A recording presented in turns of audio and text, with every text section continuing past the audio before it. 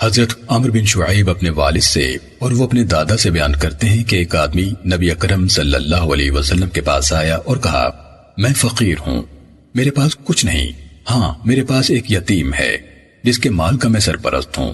آپ نے فرمایا، تو اپنے یتیم کے مال سے کھا سکتا ہے، لیکن نہ تو فضول خرچی اور اسراف ہو، نہ اس کا مال ضائع کرنے والا اور نہ اس یتیم کے مال سے کوئی جمع پونجی بنانے والا ہو۔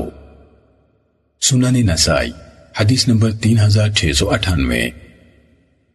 حضرت ابن عباس رضی اللہ تعالیٰ عنہ سے اللہ تعالیٰ کے اس فرمان ان الذین یأکلون، یعنی یقیناً جو لوگ یتیموں کا مال ناحق کھاتے ہیں کے بارے میں مروی ہے، انہوں نے فرمایا، یتیم جن لوگوں کو زیر سایہ پرورش پا رہے تھے، یہ آئے سن کر انہوں نے یتیم کا کھانا پینا الگ کر دیا، حتیٰ کہ برتن بھی، لیکن اس سے مسلمانوں کے لیے مشقت پیدا ہوئی۔ پھر اللہ تعالیٰ نے یہ آیت اتار دی، وَإِن تُخَالِطُوهُمْ فَإِخْوَانُكُمْ، یعنی اگر تم یتیموں کے ساتھ مل جل کر رہو تو کوئی حرج نہیں، وہ تمہارے دینی بھائی بند ہیں۔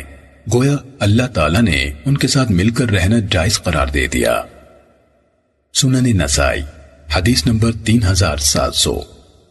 حضرت ابو ہریرہ رضی اللہ تعالیٰ عنہ سے روایت ہے کہ رسول اللہ صلی اللہ علیہ وسلم نے فرمایا، 7 مہلک کاموں سے بچو۔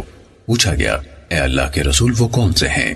آپ نے فرمایا، اللہ کے ساتھ شریک ٹھہرانا، جادو کرنا، جس جان کو اللہ تعالیٰ نے محترم بنایا ہے اسے قتل کر ڈالنا سوائے اس کے کہ حق کے ساتھ ہو، سود کھانا، یتیم کا مال کھانا، جنگ کے دن بھاگ جانا، اور پاک دامن بھولی بھالی مومن عورتوں پر تہمت لگانا۔